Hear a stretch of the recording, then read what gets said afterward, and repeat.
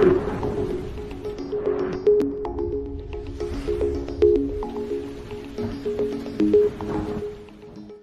Live weather YouTube चॅनलमध्ये तुमचं मनापासून स्वागत आहे। पुढचे 2 आठवडे संपूर्ण राज्यात कसं हवामान दिसणार आहे या विषयावर तुम्हाला सविस्तरपणे माहिती देण्याचा प्रयत्न करणार आहोत। काय परत एकदा राज्याच्या भागात अवकाळी पावसाला हजेरी लागताना दिसणार आहे का आणि राज्याच्या कोणत्या भागाला हा अवकाळी पाऊस झोडपून काढू शकते या विषयावर तुम्हाला सविस्तरपणे माहिती देण्याचा प्रयत्न करणार आहोत। तात्पुरता जर तुम्ही चॅनलवर नवीन असाल तर नक्कीच चॅनलला सबस्क्राइब करा आणि शेजारी बेल आयकॉन दाबून ऑलवर क्लिक करा। हिमालयाच्या उत्तरेकडल्या भागात एक वेस्टर्न डिस्टर्बन्स सक्रिय आहे। सध्या या भागामध्ये हा वेस्टर्न डिस्टर्बन्स सक्रिय आहे, पण हा western disturbance weak western disturbance आहे। यामुळे कुठल्या पण प्रकारचा वेदर ॲक्टिव्हिटी उत्तर भारतच्या भागामध्ये आपल्याला दिसणार नाही आहे। तसंच एक कमी दाबाचा पट्टा मराठवाड्यापासून केरळच्या भागापर्यंत विस्तारलेला आहे। एक सायक्लॉनिक सर्क्युलेशन इंडियन ओशन आणि बंगालच्या उपसागराच्या आसपासच्या भागामध्ये विस्तारलेला आहे। दाट असे ढग आपण अंदमान निकोबार सीच्या दरम्यानच्या भागामध्ये पाहू शकता। अंदमान निकोबारमध्ये पुढचे 2 दिवस अतिवृष्टीसारखा पाऊस होण्याची परिस्थिती आहे। खूप असे दाट असे ढग आपल्याला अंदमान निकोबार सीच्या आसपासच्या भागामध्ये दिसत आहेत। जर आपण एक्सटेंडेड वेदर मॉडेल जे हवामान केंद्राकडून आज वर्तवण्यात आलेले आहे यावर आपण लक्ष केंद्रित केलं तर यामध्ये आपल्याला दिसत आहे 18 तारखेपासून 24 तारखेच्या मधात हवामान केंद्राकडून राज्याच्या बहुतांश भागामध्ये प्रामुख्याने हवामान कोरडं असं दाखवण्यात आलेलं आहे। स्पष्ट रूपात पाहू शकता पावसाची शक्यता राज्याच्या कोणत्याही भागात 24 तारखेपर्यंत दिसत नाही आहे। तसंच 25 तारखेपासून 3 मार्चच्या मधात संपूर्ण विदर्भाच्या भागात हलक्या पावसाची शक्यता वर्तवण्यात आलेली आहे। तसंच इकडे नागपूरच्या भागात मुसळधार पाऊस होण्याची शक्यता हवामान केंद्राकडून एक्सटेंडेड वेदर मॉडेलमध्ये 25 तारखेपासून 3 तारखेच्या मधात वर्तवण्यात आलेली आहे। तसंच इकडे मराठवाड्याचा भाग बघितला, परभणी, नांदेड, हिंगोली या भागात सुद्धा आपल्याला हलक्या पावसाची शक्यता वर्तवण्यात आलेली आहे। हवामान केंद्राकडून इथे 0.5 पासून 1 mmच्या मधात हलक्या पावसाची शक्यता इथे दाखवण्यात आलेली आहे। तसंच नागपूर आणि त्याच्या आसपासच्या भागामध्ये आपल्याला इथे हवामान केंद्राकडून 1 mm पासून 10 mm असा पाऊस पाहायला भेटणार आहे 25 तारखेपासून 3 तारखेच्या मधात। तसंच आपण हळूहळू समोर वाढलं आणि थंडीचा आढावा घेतला तर सर्वाधिक आपण जर मॅक्सिमम टेम्परेचर्स बघितले तर मॅक्सिमम टेम्परेचर्स राज्याच्या बहुतांश भागामध्ये कमी असण्याची शक्यता आहे। 18 तारखेपासून 24 तारखेच्या मध्यात मॅक्सिमम टेम्परेचर्स महाराष्ट्राच्या भागामध्ये कमी असणार आहेत अशी शक्यता हवामान केंद्राकडून या डेटा मॉडेलमध्ये वर्तवण्यात आलेली आहे। तसंच 25 तारखेपासून 3 तारखेच्या मध्यात हे टेम्परेचर्स वाढताना आपल्याला दिसणार आहेत। पण मध्य महाराष्ट्र, मराठवाडा आणि विदर्भात हे टेम्परेचर्स कमी आपल्याला दिसणार आहेत, जास्त काही एकदम वाढ आपल्याला दिसणार नाही आहे। दरम्यान हे टेम्परेचर्स आपल्याला 2 डिग्री ते 4 डिग्रीच्या मधात कमी असण्याची शक्यता इथे वर्तवण्यात आलेली आहे, पण जास्त काही टेम्परेचर डिफरन्स आपल्याला दिसणार नाही आहे। 25 तारखेपासून 3 तारखेच्या मधात उन्हाचा चटका राज्याच्या बहुतांश भागामध्ये वाढण्याची शक्यता आहे। मिनिमम टेम्परेचर जर आपण बघितले तर मिनिमम टेम्परेचर्स आपल्याला जसं की अंदाजा होता मिनिमम टेम्परेचर्स कमी होणार तसंच आपल्याला या चित्रामध्ये सुद्धा हवामान केंद्राकडून वर्तवण्यात आलेलं आहे। 18 तारखेपासून 24 तारखेच्या मधात फक्त इकडे गोंदिया आणि गडचिरोलीचा पूर्वी भागात आपल्याला थंडी पाहायला भेटणार आहे। नागपूरच्या एखादी ठिकाणी हलकी थंडी जाणवण्याची शक्यता आहे। बाकी सरासरीपेक्षा मिनिमम टेम्परेचर्स हे आता आपल्याला इकडे नाशिक, नंदुरबार, धुळेच्या भागामध्येही वाढताना दिसणार आहे। दक्षिण पश्चिम महाराष्ट्राच्या भागात सुद्धा वाढताना दिसणार आहेत। बाकी महाराष्ट्राच्या भागात मिनिमम टेम्परेचर्स नॉर्मल बनले राहतील, काही जास्त चेंजेस आपल्याला दिसणार नाही आहेत।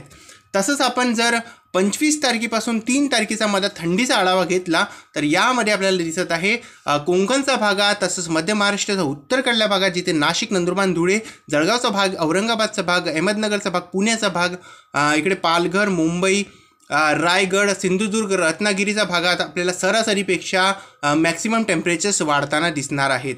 ॲबनॉर्मॅलिटी टेम्परेचर्सची आपल्याला इथे वाढताना दिसणार आहे।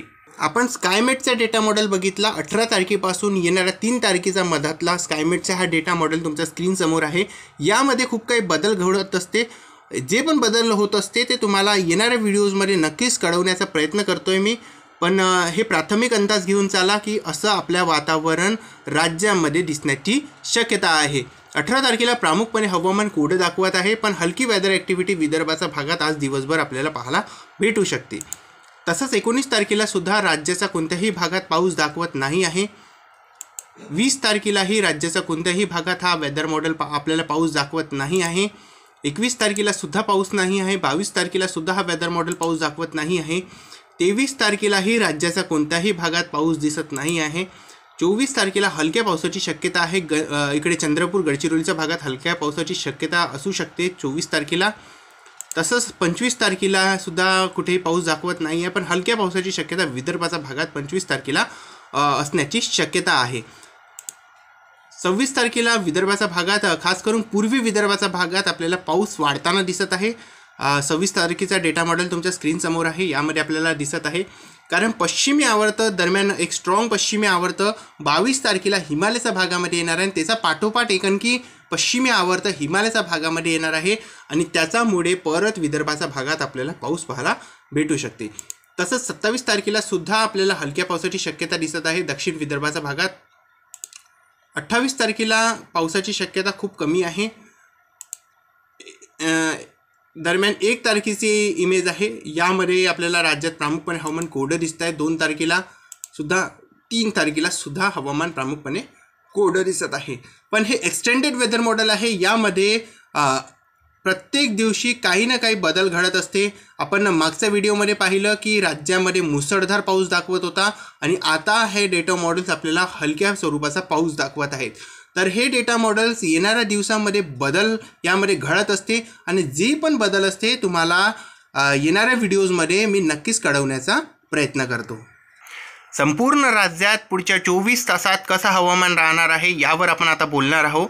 संपूर्ण राज्यात जर आपण पावसाचा इशाऱ्याबद्दल बोलायला गेलं तर आपल्याला पाऊस हा अमरावतीचा उत्तरकडल्या भागात, नागपूरचा काही भागात, तसंच भंडारा, गोंदिया आणि वर्ध्याच्या काही भागात हलक्या स्वरूपाचा पाऊस आज दिवसभर पाहण्याची शक्यता आहे. पण मुसळधार पावसाची शक्यता सध्या नाही आहे. तसंच बुलढाणा, अकोला आणि वाशिम, यवतमाळ, चंद्रपूर, गडचिरोलीच्या भागात ढगाळ वातावरण राहण्याची शक्यता आहे. पावसाची शक्यता सध्या कमी आहे. तसंच इकडे औरंगाबाद, जालना, परभणी, हिंगोली, नांदेड, लातूर, उस्मानाबाद आणि बीडच्या भागामध्ये हलक्या प्रमाणात ढगाळलेलं वातावरण राहण्याची शक्यता आहे. दिवसभर इथे ढगाळलेलं वातावरण राहणार आहे, कारण एक ट्रफ बनलेली आहे मराठवाड्यापासून तर केरळच्या भागापर्यंत. तर ही ट्रफ काय करत आहे की मॉइश्चर बंगालच्या उपसागरापासून जो पोचत आहे या भागापर्यंत, तो मॉइश्चरला क्लाउड्समध्ये कन्वर्ट करत आहे. ढगं विस्तारित होत आहेत आणि त्याच्यामुळे आपल्याला इथे ढगाळलेलं वातावरण आणि उत्तर विदर्भाच्या भागात पाऊस हा सक्रिय होताना दिसणार आहे. इथून हे ढगं बनून विदर्भाकडे वळत आहेत आणि त्याच्यामुळे आपल्याला विदर्भाच्या भागात हलक्या स्वरूपाचा पाऊस पाहायला भेटत आहे. तसंच आपण जर इकडे नंदुरबार, धुळे, जळगाव, नाशिक, अहमदनगर, सोलापूर, सातारा, पुणे, सांगली, कोल्हापूरचा भाग बघितला तर या भागामध्येही प्रामुख्याने हवामान कोरडं राहण्याची शक्यता आहे. ढगाळलेलं वातावरण वंचितच एखादी ठिकाणी आपल्याला हलक्या स्वरूपाचं पाहायला भेटू शकते दिवसभर.